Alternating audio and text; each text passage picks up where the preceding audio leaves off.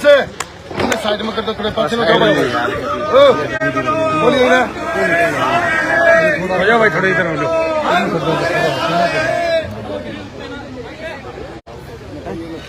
बहुत ही आदर और सम्मान के योग इंडियन नेशनल लोकल पार्टी के प्रदेश के अध्यक्ष आप सबके के साथी भावी विधायक चौधरी नफे सिंह राठी जी, पूर्व रहे मंत्री,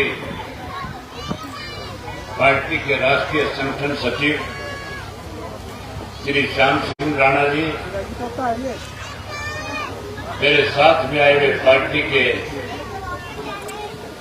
राष्ट्रीय, प्रदेश, जिला और हल्का स्तर के सभी नेतागण, बहुत ही मान और सम्मान के योग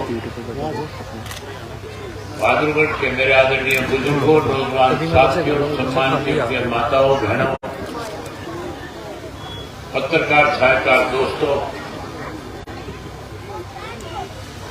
मैं सबसे पहले आपका इस बात के लिए आभार व्यक्त करता हूं कि यात्रा जैसी आपके बहादुरगढ़ शहर में पहुंची, जगह जगह पे सैकड़ों की संख्या में लोगों ने इकट्ठे होकर के, बुजुर्गों ने, माताओं, बहनों ने, नौजवान साथियों ने फूल मालाओं के साथ इस परिवर्तन यात्रा का स्वागत किया, अभिनंदन किया। उसके लिए मैं आप सबका बहुत बहुत आभार व्यक्त करता हूं। आपको काफी समय हो गया, राठी साहब कह रहे थे कि हम लेट हो गए, हम लेट नहीं हुए। आज जो कार्यक्रम थे, इतना काम का समय होने के बाद भी कोई गांव, कोई पॉइंट ऐसा नहीं था जिसमें लोगों की भारी भीड़ ना थी। और जहां लोग बड़ी संख्या में मिले तो फिर हमारी भी ये जिम्मेदारी बनती थी कि हम जहां लोग हमारा इंतजार कर रहे थे, हम उन लोगों के साथ बातचीत करें। इस वजह से ज्यादा समय लगा और आपकी जो भीड़ है, इससे देख करके लगता है कि अब इस परिवर्तन को कोई रोकने वाला नहीं है, परिवर्तन हर हालत में आएगा। आज मैं आपके बीच में 8 जिलों के 500 से ज्यादा गांव में होकर के आया। 8 जिलों के डिस्ट्रिक्ट हेडक्वार्टर पे जाकर के आया। 8 जिलों के सब डिवीजन जो 28 बनते हैं उनमें भी जाकर के आया। 28 विधानसभा क्षेत्र के लोगों से मिलकर के आया। मैंने लोगों के बीच में भाषण नहीं दिया, मैंने लोगों से पूछा कि प्रदेश के अंदर भारतीय जनता पार्टी और भाजपा की सरकार बनने के बाद इस 3.5 वर्ष में आपने क्या खोया, क्या पाया। इस 3.5 वर्ष में सरकार ने कौन कौन से वायदे पूरे किए, आज कौन कौन सी समस्याएं हमारे सामने हैं। हर गांव की अपनी अलग समस्या थी, हर शहर और कस्बे की अपनी समस्याएं थी। बड़ी हैरानी की बात है, आज हमारे प्रदेश की सरकार का बजट जो है 1,85,000 करोड़ रुपया सालाना है। 4 लाख करोड़ से ज्यादा का कर्जा है। चौधरी ओम प्रकाश चौटाला जब प्रदेश के मुख्यमंत्री थे, हमारे प्रदेश का बजट केवल और केवल 21,000 करोड़ रुपया हुआ करता था। उनके वक्त में जब 21,000 करोड़ रुपया बजट था तो सरकार आपके द्वार कार्यक्रम पूरे हरियाणा प्रदेश में लगा करते थे। नगर पालिकाओं को नगर परिषद में बजट के दिए। जब सरकार आपके द्वार कार्यक्रम लगता था तो लाखों लाखों रुपए जो है एक नगर पालिका नगर परिषद को दिए जाते थे। गांव की पंचायतों को इतना पैसा दिया था कि सरपंच पैसा खर्च नहीं कर सकते थे। गांव के अंदर स्कूलों को अपग्रेड किया गया, शहरों के अंदर कॉलेज और हॉस्पिटल बनाए गए, गांव में पीएचसी बनाई गई, शहरों में खेलों के लिए बच्चों के स्टेडियम बनाए गए, बड़े बुजुर्ग खुली हवा में सांस ले सके इसके लिए पार्क बनाए गए। जहां बड़े बड़े पार्क बना करके बड़े बुजुर्गों के लिए ऑक्सीजन का प्रबंध किया, वहीं भ्रष्टाचार पे अंकुश लगाया, कानून व्यवस्था को दुरुस्त किया। आज हालात इस किस्म के हैं कि हर नागरिक प्रदेश का दुखी है, परेशान है, बदलाव चाहता है। मैं जब गांव में गया, कस्बों में गया, शहर में लोगों से मिला, मेरे सामने लोगों ने बहुत सारी समस्याएं रखी। अगर उन सबका जिक्र करूंगा तो बहुत लंबा समय लगेगा। गांव के अंदर पीने का पानी का आज कोई प्रबंध नहीं है। लोगों को पानी मोल लेकर के आना पड़ता है। जहां पीने का पानी नहीं है वही स्कूलों में मास्टर नहीं है, अस्पताल में डॉक्टर नहीं है, सड़कें टूटी पड़ी है, कोई नया काम हो नहीं रहा। नई चुनी हुई पंचायतें जो है, सरपंच जो है, मुख्यमंत्री कह रहा था मैंने 1300 करोड़ रुपया गांव की पंचायतों को रिलीज कर दिया। मैं 500 से ज्यादा सरपंचों से मिलकर के भी आया। मुझे एक भी सरपंच ने नहीं कहा कि एक नया पैसा हमारे खाते में आया। पैसा देने की बजाय चंडीगढ़ में बैठे उस सरकारी पैसे का दुरुपयोग कर रहे हैं। उस पैसे से अपने मनमर्जी के टेंडर दे रहे हैं, अपनी मनमर्जी के फैसले मंत्री के सत्र पे बैठे लोग करके अपने मन चाहे ठेकेदारों को काम दे करके लूट मचा रखी है। मेरे सामने आज एक नई बात आई थी। मैं नया गांव से जब होकर के आ रहा था, नया गांव का सरपंच प्रमोद मुझे बता रहा था कि मेरा एक मित्र सरपंच है, उसके गांव के स्कूल के कमरे में काम चल रहा था। उसने जाकर के ठेकेदार से पूछा क्या करने आए हो। ठेकेदार ने कहा कि मुझे टेंडर मिला है, मैंने लाइब्रेरी बनानी है। गांव के सरपंच को जानकारी नहीं, स्कूल के मास्टर को पता नहीं, ठेकेदार काम करने के लिए आया हुआ और स्कूल के कमरे में जाकर के 2 कंप्यूटर लगा करके कह रहा था मेरा काम पूरा हो गया। जब ठेकेदार से पूछा कितने पैसे लिए मैंने, कहने लगा 17 लाख रुपए का टेंडर था। केवल 2 कंप्यूटर लगा के 17 लाख रुपए का चुनाव उस ठेकेदार ने लगाने का काम किया। उस ठेकेदार से जब ये पूछा गया कहां के रहने वाले हो, सुनकर के हैरानी होगी। यहाँ का ये पंचायत मंत्री जो बबली है उसी के विधानसभा क्षेत्र का उसी का रिलेटिव ठेकेदार था, टोहाना का रहने वाला। कैसे पैसा लूटा जा रहा है, कैसे कागजों में फर्जी बिल बना करके सरकार के पैसे को चुना लगाने का काम सत्ता में बैठे लोग कर रहे हैं। जहां गांव में ऐसी लूट मची है और शहरों में प्रॉपर्टी आई के नाम पे, प्रॉपर्टी आइडेंटिटी कार्ड के नाम पे और प्रॉपर्टी को खरीदने और बेचने के लिए कोई जाता है तो कैसे उसको परेशान किया जाता है, कैसे उससे पैसे लिए जाते हैं। आपके यहाँ पे तो एक और बड़ा फ्रॉड हुआ है। सन 1917 के अंदर जब आपके यहाँ पे एक बड़ा फ्रॉड हुआ था, मुझे चौधरी नफे सिंह जी ने बताया कि सरकारी जमीन पे कब्जा किया जा रहा है। 2017 की बात है और कब्जा करवाने वाला कोई और नहीं था, भारतीय जनता पार्टी का विधायक नरेश कौशिक जो यहां से था।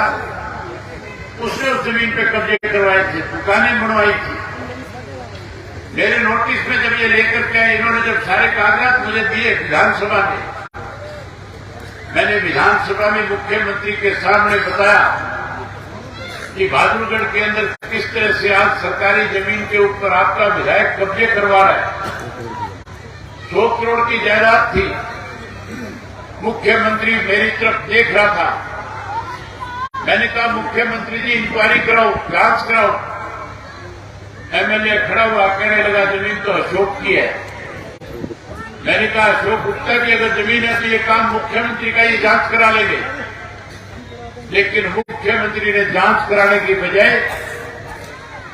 उन कब्जेधारियों को इस बात की छूट दे दी कि आप उस जमीन को जैसे मर्जी खुर्द बुर्द कर लो। नब्बे सिंह राठी जी कोर्ट में गए और आखिर हाई कोर्ट को संज्ञान लेना पड़ा। हाई कोर्ट ने आज उस जमीन को रिलीज करा करके उन बदमाशों के हाथ से छुटाने का काम किया। उसी तरह का एक नया फ्रॉड आपके यहां पे हो रहा है। आजकल प्रॉपर्टी आईडी के नाम पे कुछ सत्ता में मिले हुए लोग जो हैं वो फर्जी आईडी बना करके लोगों से पैसे ऐंठने का काम कर रहे हैं। 10 लाख की बात सामने आई है। अगर सही ढंग से जांच हो जाएगी तो 10 करोड़ से भी बड़ा मामला मिलेगा। अगर ये जांच नहीं कराएंगे, 2024 में परिवर्तन आने के बाद इंडियन नेशनल लोकदल पार्टी की जब सरकार बनेगी, ऐसे लुटेरों से पैसा वसूल करेंगे और आपके शहर के सौंदर्यीकरण के उस पैसे को खर्च करेंगे, इनको जेल की सलाखों के पीछे भेजने का काम करेंगे। आज जहां मैं इतने लोगों से मिलकर के आपके बीच में आया, लाखों लोगों से जब मिला, सब लोग एक ही बात कहते हैं, हम परिवर्तन चाहते हैं, बदलाव चाहते हैं, हम आपके साथ। आप भी हजारों की संख्या में बैठे हो, आप भी बदलाव चाहते हो कि नहीं चाहते हो? परिवर्तन करना चाहते हो कि नहीं चाहते हो? परिवर्तन करना चाहते हो। हमारे ऊपर विश्वास भरोसा भी है कि नहीं है? कहीं आज कह दो परिवर्तन करना चाहते हैं, चुनाव के वक्त में कहीं किसी और की बूथ पे खड़े नजर आओ। करोगे विश्वास? विश्वास करोगे तो इस बात के लिए करोगे कि चौधरी देवीलाल का लगाया पौधा इंडियन नेशनल लोकदल पार्टी है। और चौधरी देवीलाल जी को जब कभी भी आपने सत्ता सौंपी, चौधरी देवीलाल ने आपके भलाई के लिए बड़े अच्छे अच्छे फैसले लेने का काम किया। आपको याद होगा सन 1986 के अंदर चौधरी भजनलाल की सरकार थी।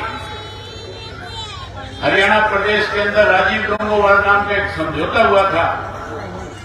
उस समझौते के तहत हरियाणा प्रदेश को पंजाब की गिरवी रखा जा रहा था। लोगों का परेशान करने का काम किया जा रहा था। चंडीगढ़ पंजाब को दिया जा रहा था। एसवाईएल का पानी कम किया जा रहा था। यमुना का हमारा हिस्सा कम होने जा रहा था। चौधरी देवीलाल ने न्याय युद्ध शुरू किया था और उस न्याय युद्ध को जब शुरू किया, जब गांव में पहुंचे तो खुल करके कहते थे आपसे एक ही बात, कहते अगर आप सत्ता का परिवर्तन करोगे, आज जो राजीव गंगोवाल फैसला हुआ इसको पाड़ करके फेंक दूंगा। उसके साथ उन्होंने कहा था कि बुजुर्गों को मान सम्मान दूंगा, 100 रुपये सरकार की तरफ से पेंशन देकर के उनकी इज्जत सम्मान बढ़ाने का काम करूंगा। उस वक्त उन्होंने कहा था 10,000 तक के कर्जे माफ करूंगा, गरीब की बेटी की शादी के लिए 5100 रुपये कन्यादान के रूप में दूंगा। आपने चौधरी देवीलाल को सन 1987 में जब मुख्यमंत्री के पद पे बिठाया, पहली कैबिनेट की मीटिंग में आपसे किए गए तीनों के तीनों वायदों को पूरा करके चौधरी देवीलाल ने हरियाणा प्रदेश के लोगों को सहूलियत और सुविधा देने का काम किया। आज पेंशन काटी जा रही है। परिवार पहचान पत्र की आड़ में मुख्यमंत्री जो है आदेश जारी कर रखे हैं कि जिसके घर की आय 1,80,000 से ज्यादा उसकी पेंशन काट दो, पीले कार्ड काट दो। अगर किसी के घर में मोटरसाइकिल है उसका पीला कार्ड काट दो, उसकी पेंशन काट दो। बड़ी हैरानी की बात है मेरे सामने मेरे विधानसभा क्षेत्र का एक मेरा कार्यकर्ता कल मुझे टेलीफोन करके बता रहा था, गरीब घर का था, मजदूरी करने वाला है, लेकिन पार्टी का सच्चा सिपाही है। मुझे उसने बताया कि मेरे पिताश्री की पेंशन काट दी गई। मैंने उससे पूछा, तेरे पास तो एक कोड़ा जमीन का नहीं है, तेरे घर में तो रोटी नहीं है, तू तो मजदूरी करके अपना काम चलाता है, तेरे पिता की पेंशन कैसे कटी? कहने लगा, पड़ोसियों ने जाकर के मोटरसाइकिल मेरे घर के आगे खड़ा कर दिया, इसलिए मेरी पेंशन काट दी गई। मुख्यमंत्री कहता है, जिसके घर में 2 पहिया वाहन होगा उसकी भी पेंशन काट देंगे। आज हर आदमी के घर में 2 पहिया वाहन है। इसका मतलब मुख्यमंत्री की सोच है कि हरियाणा प्रदेश के बुजुर्गों की पेंशन काटने के लिए इसका बहाना बना दिया जाए। जहां पेंशन काटती वहां पीले कार्ड भी काटती। एक नया फरमान जारी कर दिया, ये कहते हैं आधार कार्ड कि आधार कार्ड को पैन कार्ड के साथ लिंक कराओ। फरमान जारी हो गया कि नहीं हो गया? और जब लिंक कराने के लिए जाते हो, पैन कार्ड की जरूरत नहीं है। पैन कार्ड उन लोगों के लिए जरूरी है जो इनकम टैक्स पे करने का काम करते हैं। गांव का कोई भी व्यक्ति जो खेती करने वाला, उसको पैन कार्ड की जरूरत नहीं, मजदूरी करने वाले को जरूरत नहीं। लेकिन जानबूझ करके लोगों को परेशान करके उनकी जेब से पैसा निकाल के उनको कमजोर करने की साजिश रची है। अगर एक घर में 5 मेंबर हैं, 5 के अगर आधार कार्ड बने हुए हैं तो उनसे 5500 रुपया ले लिया जाता है। हमारा फैसला है, परिवर्तन करोगे, सरकार बनाओगे, 2024 में सरकार आने के बाद जो पैसा आज आपसे पैन कार्ड और आधार कार्ड के नाम पे लिया जा रहा है, इस पैन कार्ड को खत्म करके आपका पैसा ब्याज के समेत आपको लौटाने का काम करेंगे। आपका सारा पैसा देंगे। भाई, बुढ़ापा पेंशन जो चौधरी देवीलाल ने 100 रुपये बनाई, भारतीय जनता पार्टी को सत्ता में जाने वाले लोगों ने कहा था 5100 देंगे, उन्होंने तो 5100 नहीं करी। लेकिन मैं आपसे वायदा करता हूं, जैसे सत्ता का परिवर्तन होगा, हम 100 रुपये वाली पेंशन को 7500 रुपया करके बुजुर्गों का मान सम्मान बढ़ाने का काम करेंगे। जहां 7500 पेंशन देंगे, वहीं पढ़े लिखे नौजवान बच्चों को, जिनमें आज सबसे बड़ी संख्या में इसमें आए हुए, मैं उन बच्चों को, नौजवानों को एक विश्वास दिलाना चाहता हूं। हमने पहले भी लाखों बच्चों को रोजगार और नौकरी दी थी। 2000 से 2005 में चौटाला साहब के मुख्यमंत्री थे, पढ़े लिखे नौजवान जो बेरोजगार थे उनको 11,000 रुपये बेरोजगारी भत्ता मिला करता था। अब की बार नए सिरे से हर घर से एक पढ़े लिखे नौजवान बेटे और बेटी को रोजगार और नौकरी देने का काम करेंगे। हम उनको नौकरी देंगे, रोजगार देंगे। कोई अगर उस नौकरी से, रोजगार से रह जाएगा, उसे निराश नहीं होने देंगे। उसके खाते में 21,000 रुपया हर महीने सम्मान भत्ता देने का काम करेंगे। महंगाई बढ़ गई। देश का प्रधानमंत्री नरेंद्र मोदी जी कहते थे, गैस के सिलेंडर मुफ्त दे दूंगा। कहता था कि नहीं कहता था मोदी? गैस का सिलेंडर मुफ्त देने की बात करता था। 400 वाला सिलेंडर कितने का हो गया? 1200 रुपये का हो गया। मुफ्त में गैस के सिलेंडर अगर किसी ने दिए, तो जब किसान आंदोलन चल रहा था तो चौधरी रघुवीर सिंह राठी ने उस किसान आंदोलन में लोगों को मुफ्त में गैस के सिलेंडर देने का काम किया। आप सत्ता का परिवर्तन करो, चौधरी देवीलाल की नीतियों की सरकार बनाओ। महिलाएं सत्ता का परिवर्तन करने में बड़ी भागीदारी निभा सकती है। जब सत्ता का परिवर्तन कर दोगी तो हर महीने एक गैस का सिलेंडर आपके घर में सरकार की तरफ से मुफ्त में आया करेगा। जहां गैस का सिलेंडर मुफ्त देंगे, वहीं उसके साथ साथ हर गृहिणी के खाते में 1100 रुपये तुम्हारी रसोई बढ़िया चले, इसके लिए भी देने का काम करें। इस परिवर्तन को करने के लिए कोई आंदोलन करने की जरूरत नहीं, कोई संघर्ष करने की जरूरत नहीं। ये परिवर्तन घर बैठे जा सकते हैं। इस परिवर्तन के लिए हर एक के पास आज टेलीफोन है, हर बड़ा बुजुर्ग टेलीफोन रखता है, हर नौजवान साथी के पास है, माताएं बहनें भी फोन रखती है। ये सारा दिन अड़ोस पड़ोस में फोन करके पूछती है तेने कौन सी सब्जी बनाई है, कौन सी दाल बनाई है, आज क्या काम हो रहा है तुम्हारे घर में। करती हो नहीं करती इस तरह की बात, सारा दिन गप्पे मारती हो। जहां सारा दिन इस तरह की बात करो, राम राम करो, एक दूसरे को मिलो, तो उस राम राम के साथ ये कहना शुरू करो परिवर्तन करो। क्या कहना शुरू करोगे?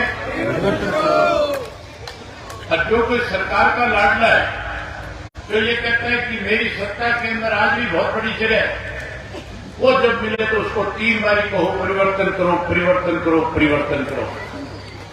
दिन में 150 बार जब आपको मिलेगा, हर बारी जब आप उसको कहोगे परिवर्तन करो, परिवर्तन करो, परिवर्तन करो, तो वो व्यक्ति जब अपने घर में जाएगा तो अपनी घरवाली को ये भी कहेगा खाना बनाओ, चाय बनाओ, वो भी कहेगा परिवर्तन करो, परिवर्तन करो, परिवर्तन करो।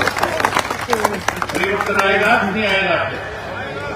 मैं उम्मीद करूंगा कि आज से जब भी एक दूसरे से मिलोगे, सबसे पहले परिवर्तन करो कहना शुरू करोगे। यही बात आपसे कहने के लिए आया था। आप सबने मेरी बात सुनी, आपने आज स्वागत किया। आज यात्रा का ठहरने का, खाने का प्रबंध आप सब लोगों ने मिलकर के किया, उसके लिए भी आपका बहुत आभारी हूं, बहुत धन्यवादी हूं। जय हिंद, जय हिंद।